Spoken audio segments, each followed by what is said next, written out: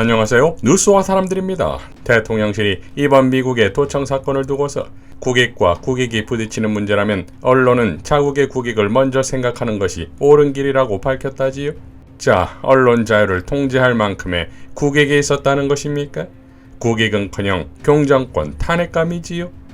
천재 변호사 전석진 변호사는 다음과 같이 밝혔습니다. 우크라이나 지원으로 155mm 포탄 재고가 부족해진 미국에 한국이 다량의 포탄을 대여 방식으로 제공한다는 보도에 국방부는 12일 확인해 줄 수 없다고 밝혔다. 시인한 것으로 보인다. 이러한 대여 방식은 기존의 최종 사용자 수출 방식과 다른 것일까?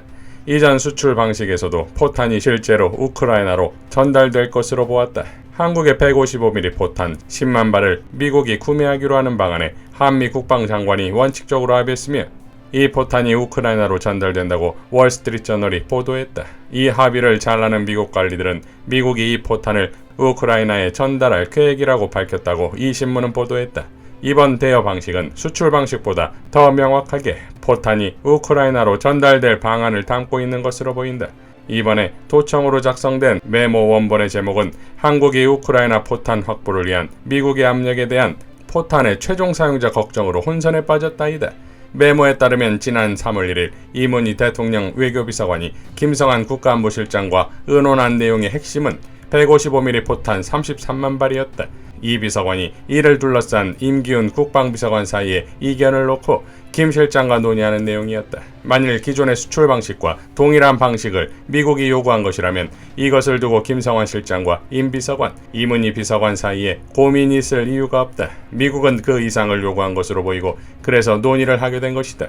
폴란드로 우회 수출한다는 안도 김성환 실장이 냈다. 그리고 폴란드의 입장을 타진해본다는 것이다. 그런데 폴란드는 최종 수요자 규정을 지켜서 한국에 반대가 있으며 포탄을 우크라이나로 수출하지 않겠다는 입장을 밝혔다. 그런데 폴란드는 최종 수요자 규정을 지켜서 한국에 반대가 있으며 포탄을 우크라이나로 수출하지 않겠다는 입장을 밝혔다. 그러므로 한국이 다시 수출 결정을 하여야 하기 때문에 폴란드를 경우에서는 우크라이나 지원이 안 된다. 그래서 폴란드 대통령은 바이든 미 대통령이 한국에게 폴란드의 포탄 수출에 대해 합의를 하도록 압력을 가해달라고 강력히 요구한 것이다. 그래서 폴란드 대통령은 바이든 미 대통령이 한국에게 폴란드의 포탄 수출에 대해 합의를 하도록 압력을 가해달라고 강력히 요구한 것이다. 그런데 미국은 폴란드 수출 방식 대신에 미국의 포탄 대여 방식을 택했다. 이 말은 포탄 대여가 폴란드에 수출하고 한국이 우크라이나 수출을 승인하는 것과 동일한 효과가 있거나 더 편리한 수단이라는 것을 의미한다. 즉 대여 방식은 이전보다 더 명확히 우리가 대여한 포탄에 우크라이나 지원을 더 쉽게 해줄 수 있도록 합의가 되어 있는 것이라고 볼 수 있다. 그리고 윤 대통령은 이러한 대여 방식의 포탄 수출에 합의해준 대가로 미국 국빈 방문을 얻어낸 것이다. 경향신문의 이해도 나와 동일하다. 미국은 한국에 무기 지원에 동참하라고 강하게 요구했다. 윤 대통령은 국빈 방미 일정을 조율하던 지난달 미국 요구를 수용한 걸로 보인다. 이로써 한국은 우크라이나에 살상무기를 지원하지 않는다는 기존 방침을 변경했다고 볼 수 있다. 겉으로는 살상무기를 지원하지 않는다는 원칙을 강조하면서도 뒤에서는 그 원칙을 허물어버리고 쉬쉬하고 있는 것이다. 그런데 이와 같은 살상무기 지원은 실정법 위반이다. 대외무역법 제26조에 따른 전략물자 수출입고시 제6조는 전략물자 등에 대한 허가는 해당 물품 등이 평화적 목적에 사용되는 경우에 한하여 허가한다 라고 명확히 규정되어 있다. 그러므로 살상무기를 수출하는 것은 법 규정에 개정이 있었어야 한 것이다. 이 때문에 김성환 실장과 이문희 비서관은 법 개정이 있어야 포탄 수출이 가능하다고 버텨온 것인데 이러한 타당한 반대를 하였다고 경질이 된 것이다.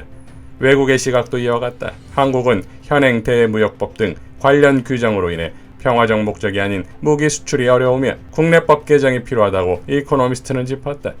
그런데 법 개정이 이루어지지 않은 상태에서 윤 대통령은 불법적으로 우크라이나에 살상무기 지원을 결정한 것이다. 국빈 방문을 대가로 그런 것이다. 이번 도청으로 밝혀진 여러 가지 정보에 의하면 김성환 실장이 해임된 것은 명백히 우크라이나 포탄 지원 문제에 대하여 미국의 요구에 반대한 것 때문이라는 것이 명백하다. 블랙핑크 운운하는 것은 거짓말이다. 도대체 공연 문제와 안보실장이 무슨 관련이 있다는 말인가? 날리면 투 스토리다. 윤 대통령의 수많은 거짓말들은 미국의 닉슨 탄핵 사건에서 보듯이 명백히 탄핵의 정당한 사유가 된다. 그리고 이번에는 명백한 실정법 위반이라는 탄핵 사유가 존재한다. 민주당은 이번 건을 파헤쳐서 탄핵을 검토해야 할 것이다.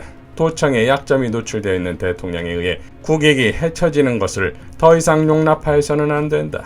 라고 일갈했습니다. 자, 그러니까 탄핵 감인자가 오히려 국익을 외치며 언론의 자유를 제한하겠다는 건 결국 전 국민의 동물 농장화가 아니겠습니까?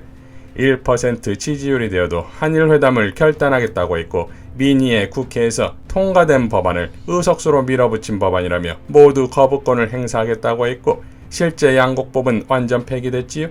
20%대로 추락한 지지율을 두고서는 민심을 겸허히 받아들인다면서도 여론조사에 의구심이 간다고 했습니다.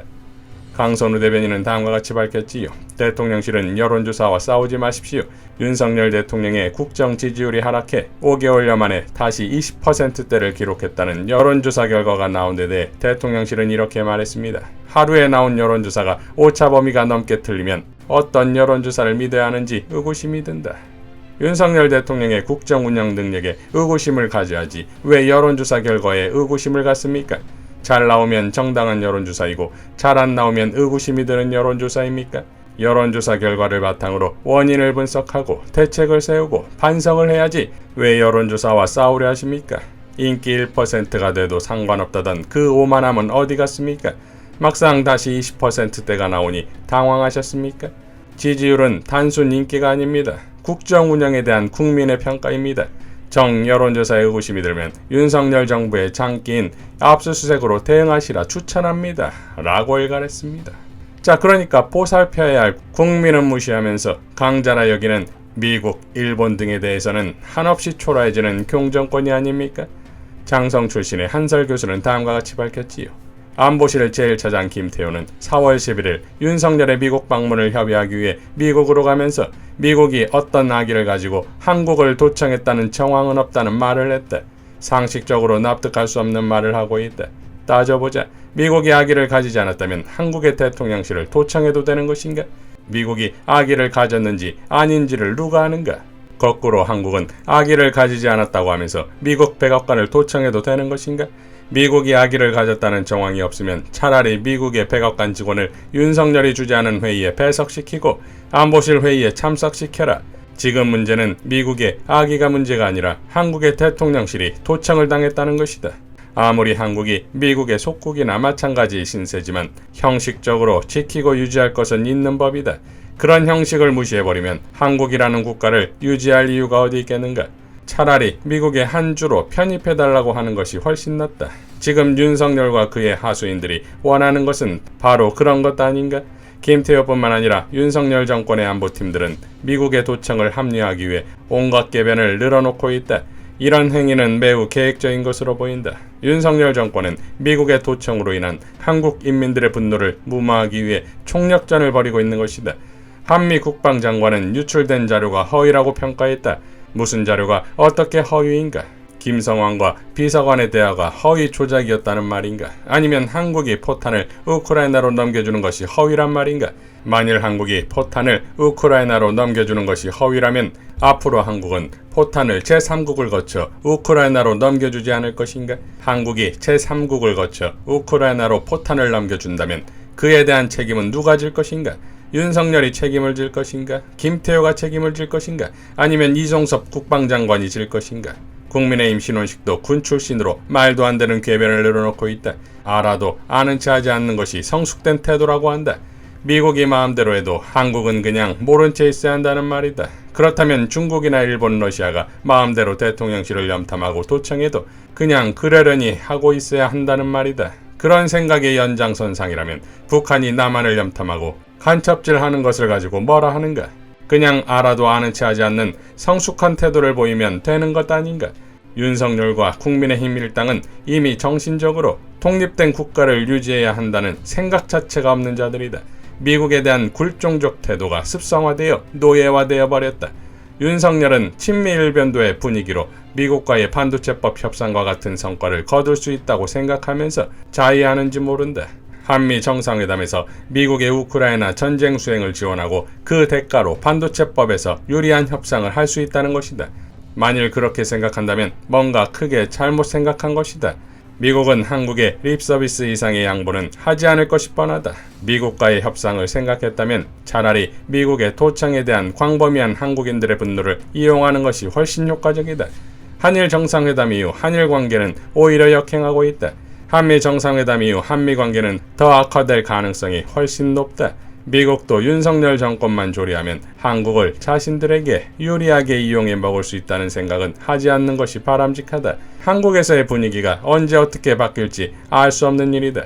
윤석열이 한미 정상회담에서 포탄을 지원한다는 결정을 하면 한국은 중국과 러시아로부터 양면의 압박을 받게 될 것이다. 그런 것을 모른다면 어리석음을 뛰어넘는 수준이다. 암담하다. 라고 밝혔습니다. 자, 그러니까 이제 감당 못할 푸틴의 시간이 오는 것인데 이미 경정권 출범하자마자 나토 가서 중국과 손절했으니 그야말로 양극단의 대치가 시작되는 것인데 그렇다면 아군이라는 미국과 일본을 통한 국익이라도 있어야 하는 것인데 미국에게 경제를 일본에겐 안보를 저당 잡히지 않았습니까? 결국 중국과 미국에게는 경제를 내주고 러시아와 일본에 안보를 내주는 그야말로 신냉전에 끼어 어떠한 이득도 얻지 못하는 궁극의 글로벌 호구 레전드다 이겁니다. 경정권을 끝장내지 않으면 국민이 끝장납니다. 이상 뉴스와 사람들이었습니다. 시청해주셔서 감사드립니다.